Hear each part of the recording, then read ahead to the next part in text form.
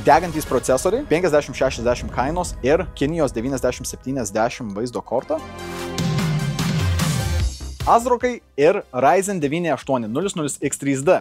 Degančių procesorių atvejai. Pastaruoju metu technologijų bendruomenė kilo susirūpinimas dėl AMD Ryzen 7 9800X3D procesorių gedimų, ypač naudojant juos su ASRock AM5 motininiam plokštėm. Nors šie atvejai nėra itin dažni, jų skaičius augo. Problemos pobūdis kelia nerimą. Daugėja pranešimų apie procesorių gedimus. Remiantis Reddit naudotojų surinkta informacija, užfiksuota daugiau nei 100 atvejų, kai Ryzen 7 9800X3D procesoriai nustojo veikti be aiškios priežasties. Įdomu tai, kad apie 82% šių atvejų susiję su ASRock pagrindinėms plokštėms. Gedimai pasireiškia įvairiai. Kai kurie procesoriai sugenda vos per kelias valandas, kiti po kelių savaičių ar net mėnesių. Kokios gali būti galimos priežastys ir kokios yra gamintojų reakcijos? ASRock teigia, kad problema gali būti susijusi su atminties suderinamumu ir rekomenduoja atnaujinti BIOS į 3.2.0 versiją. Taip pat pastebėta, kad kai kuriais atvejais padeda BIOS grąžinimas į ankstesnę versiją. AMD pripažino problemą ir bendradarbiauja su ASRock siekdami išspręsti šią problemą. Ką sako naudotojai? Diskusijose naudotojai dalyjasi įvairioms patirtims.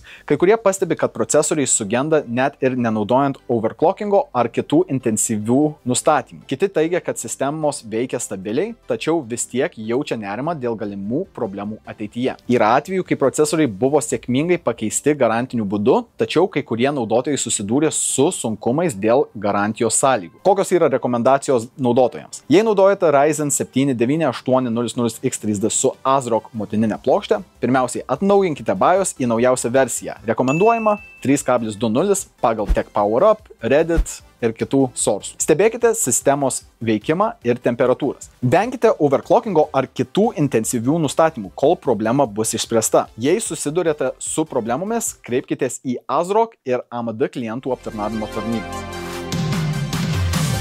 Nvidia pristatė naujas vaizdo plokščias RTX 5060 ir RTX 5060 Ti. RTX 5060 MSRP bus $299, o 5060 Ti nuo $379 8 GB versijos ir $429 16 GB versijos. Žinoma, Lietuvoje tokių kainų nebus.